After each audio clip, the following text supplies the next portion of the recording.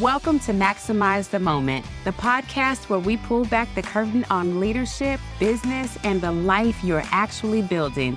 I'm Tasha Carter. And I'm Walter Carter. We're partners in marriage, partners in business, and every week we bring you the real conversations behind purpose-driven growth. Because here's what we believe: stagnation is the problem, and maximized growth is the solution. Today, we're getting into one you felt, why you feel stuck, and what to actually do about it. Let's get into it. Welcome back to Maximize the Moment. Walter, we get some version of this conversation almost every week, and it's from leaders, business owners, people who are doing everything they know to do, and they still hit a wall. That's right. So I want you to talk to the person who feels stuck right now. Here's what I hear when someone says, I feel stuck. It's always followed by self-blame, or I need more discipline, or I've lost my motivation. I just need to push harder. Let me stop you there. Willpower is a terrible long-term strategy. You know, I think that's the part that people miss, because hustle can move for a season, but it can't move a wall, right? It just burns you out before the wall does. The truth is, you aren't really lazy. You're not broken. Your system is simply under-designed for the friction that you're facing in that moment. A lot of times we need the right systems, or the allocation or the alignment of the system to be realigned. Yeah, I know I felt that before. So today on this podcast, we're getting out of our heads. We're helping our listeners get out of their heads, past the emotional noise, because we all feel it, right? We want to get into the structure that's actually driving results. And that's our whole philosophy at Maximize Growth, the way we help our clients. We say this all the time: stagnation is the problem, but maximize growth is the solution. So let's talk about deconstructing the stuck cycle. Let's talk about what those things are. I like to talk about the disruptor, the thing that happens when, let's say, a client pulls back or a team member misses a deadline, the reality strays from the plan. Those things that seem to be happening to us are actually happening for us to create the next level of alignment that we need. Second, the emotional reaction, frustration sets in, doubt creeps in, overwhelm takes the driver's seat. And thirdly, the paralyzing action, we make a decision to soothe the feeling instead of serving the strategy. You start managing the anxiety instead of managing the business. And that area of pain points or pinch points is the level of frustration. What I like to say, that we are processing things through the lens of our emotions. You know what? You are such a dynamic teacher. I want to make sure and just recapture what you just said, because I think it's important for people to understand that there's layers to this, right? That's right. So what I just heard you say is disruption. And we talk about that all the time. It's not a matter of if, it's when the disruption happens. And that can happen any day of the week to anybody, right? So I think sometimes we are surprised by the disruptors when we should really just be expecting them. That's right. Wouldn't you say? Definitely. Yeah. And then what happens when there's a disruptor, then we all have a reaction. And what I just heard you say, and you say this all the time, that we process through the lens of our emotions. And a lot of times that emotion is immediately frustration, anger. And that's where doubt and the feeling of overwhelm, which you just said, creeps in. And then we get paralyzed. And I know I'm not the only one. You've actually helped me with this before, to not stay stuck. And I think that's the thing that today we want to encourage people is disruptors will happen, but you don't have to stay stuck. That's right. And you don't want to be the one reacting to those things. You want to be responsive to those things. So being responsible puts us in a position to actually win when we are advocating for that opportunity. That's good. That's good. Because we don't want to get into the blame game and saying, well, it's because of this or because of them. A lot of people fall into this trap, and they try to think their way out of a feeling. Sometimes things like journaling can help, but if you're constantly rehearsing the problem and constantly rehearsing the disruptor, then all you're doing is just repeating a cycle. That's right. That's like trying to close an emotional loop, thinking that you're like putting out a grease fire with water when you're actually advocating for the fire now. You know, you don't want to add ammunition to something when you're trying to actually neutralize it or put it in a position to win. Yeah, yeah. And so I think it's important for all of us to understand when the disruptors come to know we can't fix it with an emotional reaction by obsessing over it. We actually have to step out of that cycle. And that's the move right there. It's not about the mood we're in, it's about the action that we're willing to take. So I know I mentioned that you've helped me with this. You encouraged me when we first connected, when I was feeling the overwhelm. You basically encouraged me to just do a brain dump. And that's where I started just writing. I kept my journal with me. And in the moment of the overwhelm, you just encouraged me, just write, Tasha, just get it out of you. And I would have to do that at the end of my day or even at the beginning of the day so that I wouldn't be sitting there rehearsing or ruminating on all the things that I have to do. I can get out of my head and out of my heart too. Yeah. I think it's important that we connect people with the why that's necessary. It's when we're doing things and we're constantly rehearsing things in our head, there's an emotion that is associated with what's going on. But when we document, when we make it plain, when we advocate for the type of success that we're trying to have, having it written is now the opportunity for us to get traction and strategy with that level of fulfillment. Yeah. And it kind of makes things easier than being just cerebral around that thing. Yeah, yeah. And especially all of our leaders that we're talking to, because a lot of times we feel like I'm the only one who can do this. Every decision, every worry, every unfinished thing. And all that does is cause us to feel like we're spinning out of control. And I appreciate that you didn't just hand me a pep talk. You basically called me out and said, stop trying to hold it, write it down. Everything, just get it out of your head. And I was able to sleep at night because of it. Amen. That's the lesson. That's the lesson right there.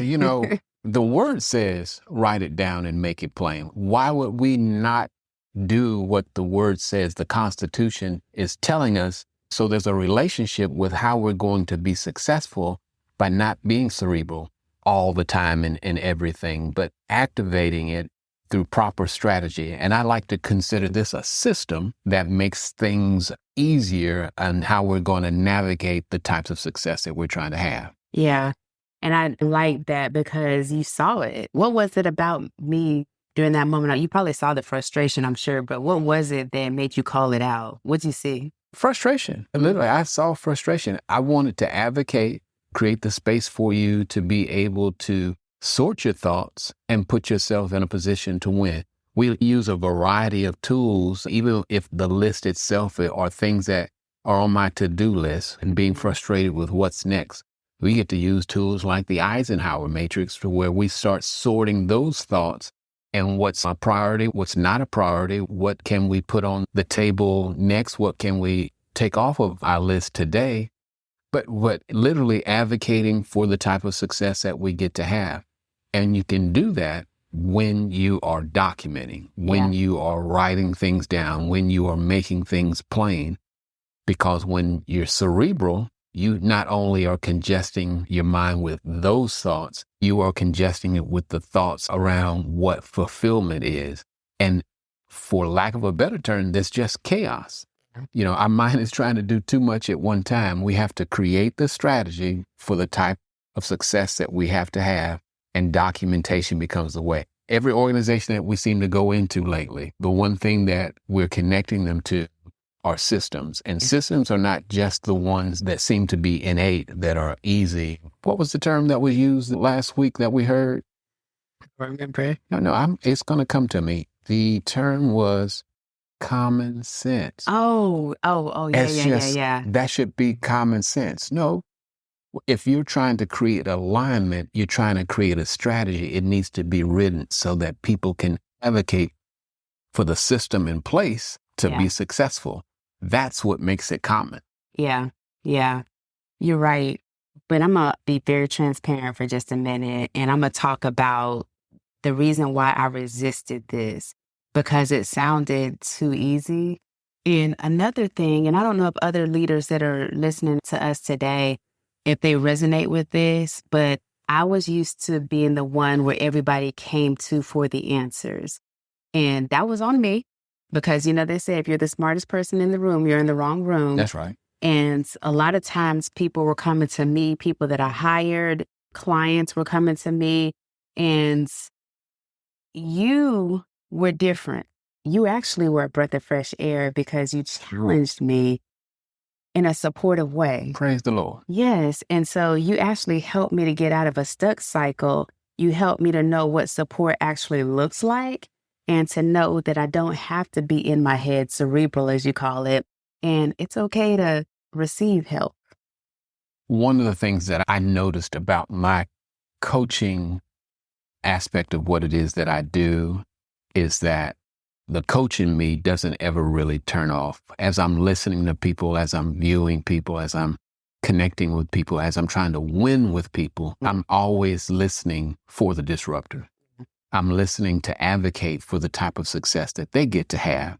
And many times I utilize clarifying questions and anchor them in the opportunities that are before them so that they can have the types of alignment for the types of fulfillment that they're trying to have. Yeah. That in itself puts them in a position to win with regularity, with a system and a process about how they're going to govern their lives. And I think that no matter what the issue is, there's an opportunity that allows us to put people in a position to win. Yeah, I appreciate that because even though the journaling may not have changed how I felt, it made it clear for me what I had to do and also where I needed to delegate, right? Right. So let's talk about the shift. So we talk about how you don't have to stay stuck, how you can write it down, you can use journaling, or you name the tool Eisenhower Matrix, and we need to put that as a resource in here.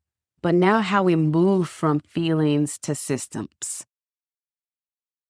Let's think about the check engine light on your dashboard. You don't get furious at the light. You don't stare at it hoping it's going to turn off and then tape over it and pretend like it's not there. That's not reasonable. That's not rational.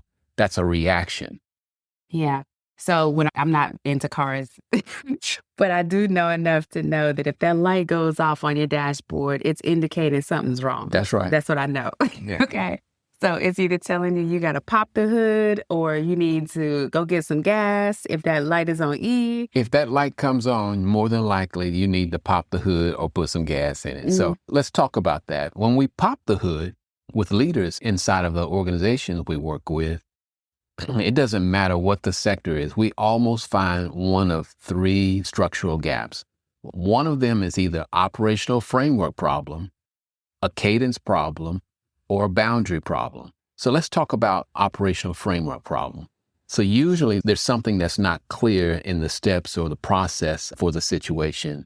So every time it shows up, it seems like they're reinventing the wheel. Yeah. In the cadence portion, you have a process, but execution seems to be inconsistent. The timing and the discipline of that routine isn't allowing us to get the type of traction that we desire. So it may need to be revisited so that we can have the right type of cadence to have the right type of outcome. And then the third, the boundary problem, says a lot of times we've let emotional noise and interruptions dictate our focus. So let's talk about that for a moment. When boundary problems are happening and we're allowing emotional noise to open up and dictate our focus, what is really going on there? I think a lot of times we're giving more focus to the overwhelm, the feeling of stuckness, the frustration, and we're not using it as data. We really just go into a panic mode, really. And now we're all over the place. We're scattered. I can't speak for anybody else. I can just speak for myself. But I think what I hear you saying is we have to have the proper boundaries so that we're not letting that emotional noise dictate our moods or our feelings, which can impact our productivity and our progress and how we relate to people. That's right. And in a leadership position, a lot of times we don't have the luxury of being in our emotions. People are looking to us for the answer or direction.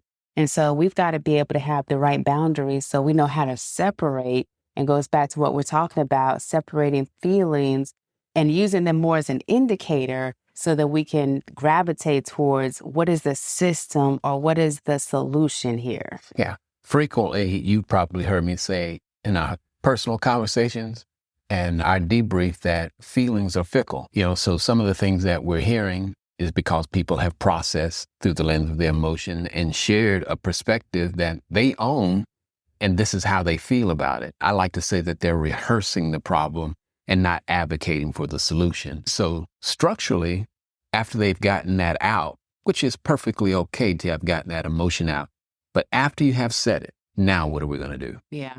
So what? That's it. Now what? Now, how are we advocating for the solution so that we can be successful? Because we don't want to stay stagnant. We don't want to become stagnant. We don't want to be in the position to we're not advocating for the relationship of fulfillment and what's needed and necessary in this situation so that we can not have this feeling. And not have this feeling as frequently. We get to have traction with the systems that we're building. And be able to know where the gaps are. Yes, right? ma'am. Yes, ma'am. So one of the things that we have vowed to do in our podcast is not just name the problem, but take people on a journey where we can talk about what are some solutions, just in case there's somebody listening to us right now and they're like, why are they all up in my Kool-Aid? Because maybe this is them in today or in this season where they've been struggling with just trying to get their footing again, right? Mm-hmm. And so I want us to talk about the 3-question system audit. So this is something that our listeners can actually do should they find themselves wrestling with feelings of stuckness, frustration, overwhelm. Maybe they are that leader who, like I said, where you feel like you're the one that has to do it all. You can't really count on anybody, but we're here to tell you there is a way. This is going to be good. So there's 3 questions that we want you to really just pause and answer for yourself. This is not about anybody else. So I'm going to walk you through those 3 questions, okay? So the first one is, what specific emotion am I trying to avoid right now? When the feelings of frustration, overwhelm, all of those things, and typically anger is the first one, but that is a mask emotion, right? What specific emotion are you trying to avoid right now as it relates to your progress? Is it fear of confrontation? Is it fear of rejection? Is it overwhelm because maybe everything around you feels cluttered right now? What is it that you're trying to avoid instead of, you used the word earlier, Walter, you said responsibility. That's right. Instead of taking responsibility, you've given way to that emotion and you're trying to avoid it. But really, what you really need to do is just confront it, right? Yeah. And it's funny that we're talking about it this way because I think about the areas of our life where this is necessary, and whether it's in our personal growth, whether it's in our leadership strategy and how we're approaching business. It's also how we do life. Yeah. It's how we do ministry. It's how we advocate for our relationships. Yeah. This is all necessary. It's not just one dimensional as it relates to our influence in our leadership and business, but in every area of our life, we can do this system audit. Yeah. The second question, what real world friction triggered that emotion? Maybe it was maybe it was communication from a client. Maybe it was an unclear contract or an unclear expectation. Maybe it was a missed follow-up or a chaotic schedule. What was it that triggered that emotion? For me, I'm going to be honest. I'll use myself as an example. The times that I feel the most overwhelmed is because I have unrealistic expectations. Because I'm the type of person, and we're going to talk about the disc personalities later, but I'm the type of person that I can't sit on an idea. When I hear it, I'm wired for action and I want it to happen now. When I say, let's go to the moon, I'm like, let's go today. Like, why are we sitting here waiting, talking, And that triggers an emotion for me that you recognize that in me early. And so that's why you encouraged me to write it down, because then I have to really ask myself another question. Is it really true? Is it really true that I have to do all of this right now? Is it really true that the schedule is so chaotic that there's nothing that I can do or that I can't receive help? Yeah. And part of my why in creating that strategy is that, everything that we have to do, we're not here to do it alone. True. So when you write it down, you make it plain. Now you're advocating for someone else to read it, connect with it, and advocate for what it is that you see. Be connected to the why. That's right. That's right. That's a whole nother lesson right there, though. And because you writing it down and it being necessary to you, and it's necessary in this energy, in this moment, and you're disappointed that everybody hasn't caught the vision, but you hadn't written it down, you hadn't made it plain, you haven't advocated for the why. That's true. Why should they be excited? That's true. And you haven't communicated the vision. That's right. With anyone else. It's still stuck in your head or in your heart, and then you're thinking everybody can read your mind. That's right. Been there, done that. All right, the third question. What simple, repeatable process eliminates that friction next time?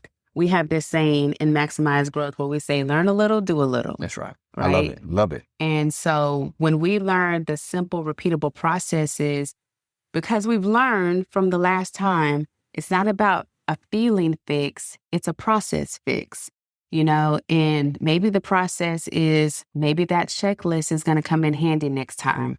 Maybe the calendar reminder is going to help me not feel like I'm running behind or I missed a deadline, and maybe an automated calendar reminder. Or maybe it's a SOP, standard operating procedure. I know right now inside of Maximize Growth, we're working on an operational playbook so that we can have predictable systems and predictable outcomes. What does that look like for you? It doesn't have to be lights, camera, action, big time production, but it can be the most obvious thing in front of you. For example, and I said this already, maybe the most obvious thing for you is just learning how to follow a calendar, or like we've been saying all along, write things down, or include somebody in the process. Yeah. In my book, I'm Different, I'm Governed, there are 5 domains that I talk about. And what we're talking about is really speaking to that 5th domain, the 5th domain of systems. Yeah. And if you missed this, Walter talked about this in our first episode where we talked about the marriage behind the mission, and he broke down the 5 domains of governance. Oh, so definitely go back and take a peek at that if you haven't had the opportunity. Or you can get the book. That's true. That's true.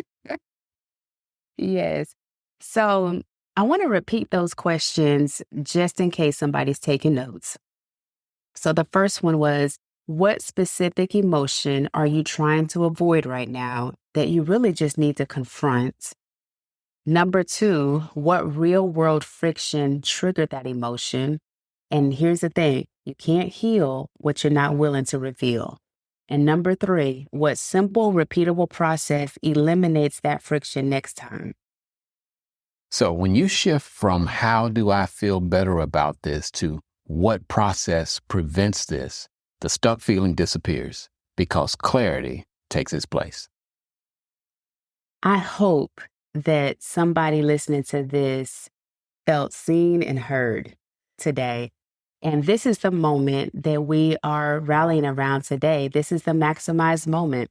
You stop negotiating with the feeling and you know that you can start building the fix. And we call that solution focus. That's right.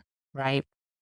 We're advocating for your growth. So I hope that this has been a challenge as well as a charge for the level of opportunity to advocate for what it is that you're trying to accomplish. Okay, so Walter, you said the word challenge, and we love to challenge people, right? That's right. So I don't think we can close this episode out without challenging our listeners to pick one area. If there was something that you heard, maybe it was in your personal life, maybe it was in your professional or your business life, where you've been waiting for motivation or inspiration to strike, this is your sign right here to stop waiting. Recognize the warning light. In other words, pop that hood like we talked about earlier, and then build the process. And if you've got a bottleneck that you can't diagnose on your own, reach out, drop a comment, send us a message, and we'll break it down just as soon as we open it up. So stop trying to fix the feeling, identify the system. That's right. That's right. And we're here for you. I'm Tasha, Walter Carter, and this is Maximize the Moment. And we'll see you next week.